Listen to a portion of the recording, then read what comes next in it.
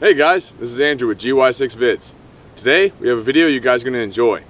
9mm versus 45. Now whoa. I know what all you guys are about to say. Well, a 9mm is better for concealed carry and a 45 is not that much powerful and it's kind of pointless because you can't control the shots and you're shooting all over the place. Okay, possibly. Okay, the thing is, there's no such thing as 9mm is better than 45. 45 has just different purposes. A 9mm, in my point of view, I believe a 9mm is better for concealed carry. For one, I don't like 40 too much because it's got a lot of recoil to it compared to the size difference. It's not that much more size for a lot more recoil. So in my point of view, 9mm is good for concealed carry because it's lighter, you can hold more ammunition, it's slimmer design, you can conceal it easier, and there's less recoil, which means you can have better targets, rounds on target. Now the 45, in my opinion, is a much better home defense gun because you're not looking to conceal it, you're looking to grab this cannon and blow a guy through your front door after he tries to break into your house and hurt your family. So I like the 45 as home defense. But if you can find a concealed 45 ACP handgun, then use it.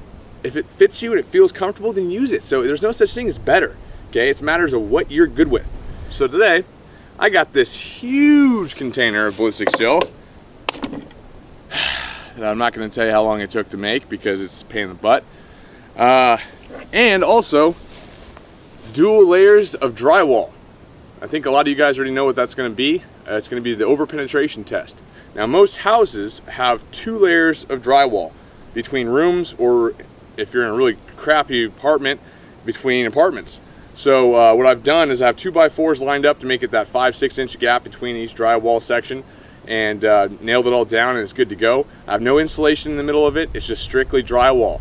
And there's only drywall we're going to be shooting through. I'm not going to be shooting through a stud, which is a 2x4. I'm going to be shooting just through the drywall aspect of it, because if it doesn't clear the ballistics gel and go through the drywall and then go through into another piece of the ballistics gel, the whole over-penetration thought of people going, oh my God, don't use rounds because you'll kill your kids and your family and all the people next door. No, it's most likely it's not going to be that extreme. The amount of penetration you get on most hollow point rounds in ballistics gel is anywhere between 14 to 18 inches of penetration. A human torso is usually 12 inches thick. So what I'm going to do is I'm going to take 12 inches of ballistics gel, put it in front of it, right against the drywall, and another piece of ballistics gel on the back side of the drywall, and shoot through it. If it goes through the 12 inches of ballistics gel and goes through the drywall and penetrates at least 2 inches into the other ballistics gel block, I'll give it to you. Maybe you have a sense to be worried. Today I am not going to be using denim in front of the gel for one reason. Most of us know that modern hollow point rounds do not clog. They're made to not clog. Some of the crappier ones do, but I'm using Hornady rounds and they're known for not clogging.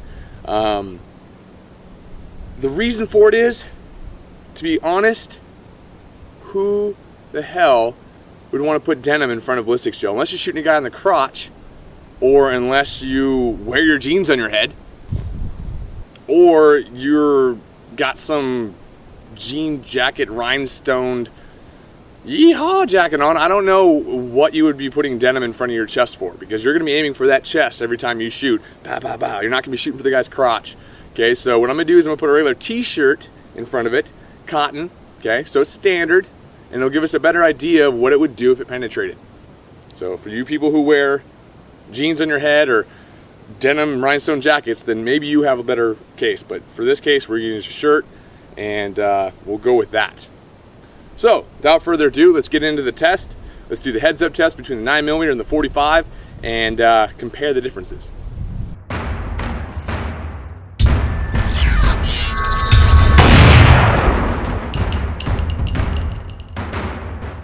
Ammunition being used is Hornady Tap, FPD, 9mm Luger, 147 grains, 975 feet per second muzzle velocity. 45 ACP with 230 grains, 950 feet per second muzzle velocity. First up, 9mm.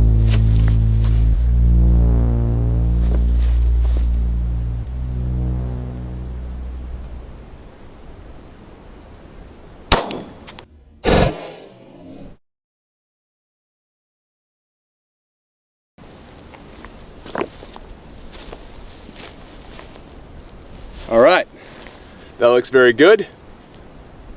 We'll get to that in a second. Let's get to the 45. Now, 45.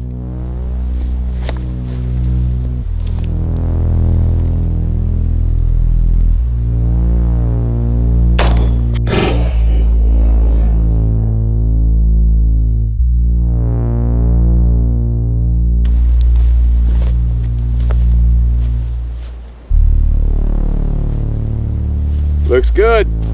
Let's check it out. Right off the bat, you can see that the 9mm and the 45. So you got the 45 right there. You got the 9mm right there.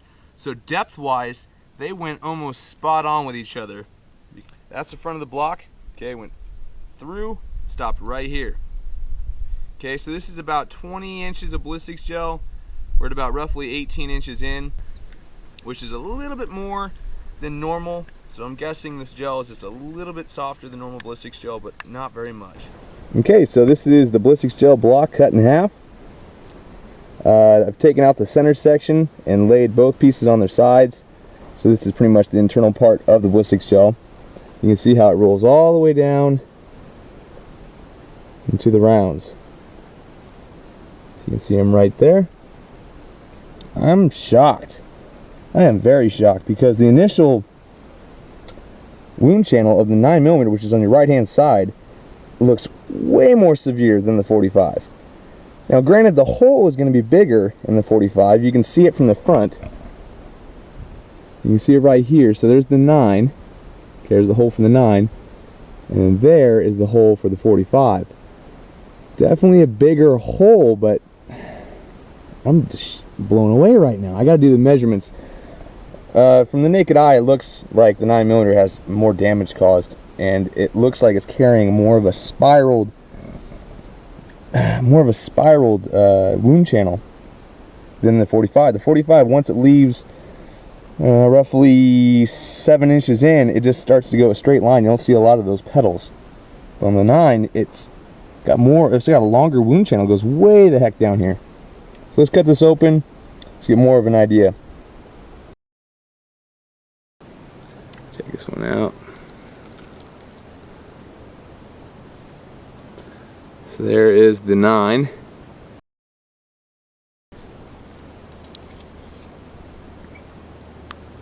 So from the naked eye, looks like much better expansion. Of course, you can get much more expansion from the 45. It's a 230 grain bullet. This is the block for the 45. Okay, now let me show you something. From what I got so far, the diameter of the wound channel on the 45 is 2 inches in diameter. The wound channel for the 9mm, 2 inches and a quarter diameter. Now, for you those who are 45 fans just like myself, you're probably freaking out right now, and so am I in a way. But when I open it up, you can see that the wound channel is there. It looks really good. Good petal depth, good consistency. But overall, it looks just pretty straightforward, like it's going straight through. Okay? Now, watch when I go to the 9mm. This is what's going to blow you away. This is the 9mm. Look at that wound channel. Now, I'm not separating this. It's just me pulling the gel open, just like it on the 45. Look at the depth of that wound channel. It's huge. And the petals, and they're symmetrical. They're very symmetrical. But man, it's just tore up. I mean, it's falling apart. There's chunks inside of it. It's just, oh man. And I can see some actual parts of my shirt that's pulled inside of it more. There's no shirt material in the 45 cavity. But look at the depth of that hole. That's just unbelievable. I'm floored. I am really floored. Because I am a die-hard 45 ACP fan. Honestly, on the high speed footage, you're going to see more stopping power. You're going to see that block jump a lot more because you're getting hit, or that gel is getting hit by a much bigger round. It's too close to call. That is crazy. Okay, so the over penetration test. We have 10 inches of gel. We're going to be shooting through on this side, going through. I have about roughly 6 to 7 inches of gel on this side. Remember, this is without organs, without bones, without muscle tissue. It's just flesh.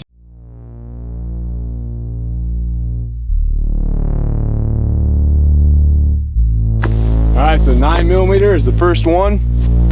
Let's see if we can get some over penetration. See if I can actually make this on target if it does go through. It's a tight shot.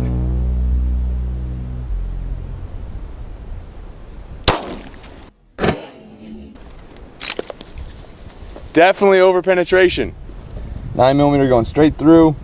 Once again, leaving that awesome wound channel. Blasts through the drywall, comes out on the other side.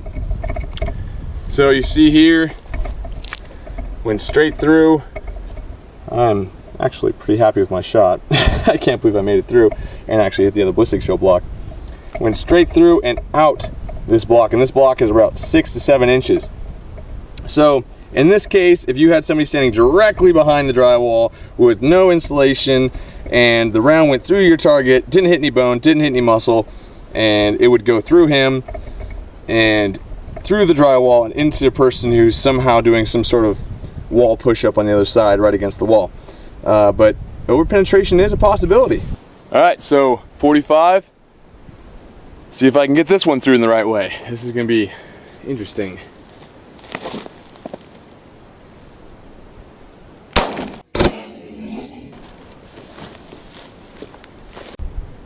So initially, blew right through the first block and made a huge hole in the process.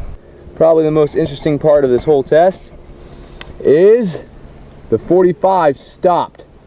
Went through and stopped just at the very end of that block. Let me show you. Sorry for the sound. Moving the mic around a lot and it's messing this up. But look at this. So flip it up. Bam! Guess who's right there? The 45, baby. Came just out the bottom, and that's actually exiting. You can see it carried some drywall with it. Big exit wound. Man. And that, ladies and gentlemen, is your 45 ACP round. Just hauling, taking drywall with it and everything. It's dry drywall still too. Man, that right there that you see is from the 9mm. But these, oh man, didn't cross paths or anything with the original hole from the 9. Just went straight underneath of it.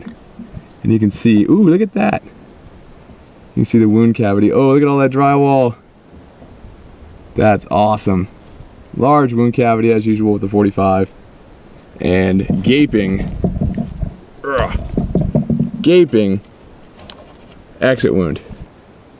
Big difference. And it didn't over penetrate. So my statement still stands. Even though it's pretty close in ballistics gel with the damage caused, over penetration problems, not nearly as much with the 45 ACP. The 9mm just screamed through both the drywall, the first 10-inch block, and the second 6 to 7 inch block. No problem. The 45, much bigger hole, so I'd go with the 45 ACP for home defense and 9mm for personal protection. And for all you guys out there who are like, well, you know, 9mm still is really good. I like the 45 better though. That's, like I said before, it's all personal preference. But from what I can see so far, home defense, less over penetration and a hell of a lot of stopping power. 9mm though, still a hog. I definitely recommend that for personal protection for a concealed carry. Easier to carry, lighter, more rounds, and still putting out a pretty big punch. Okay guys, thanks for watching. I appreciate it. This is GY6 Vids. 45 versus 9mm. Can't beat that. So it's been a good test. Hope you guys liked it. Please like the like button. It helps a ton for my channel. And click on this link right here. It's going to take you to my favorites playlist. If you don't like those videos, then you don't need to subscribe. But if you do like them, that's what I do. So thanks for watching. I'll see you guys next time.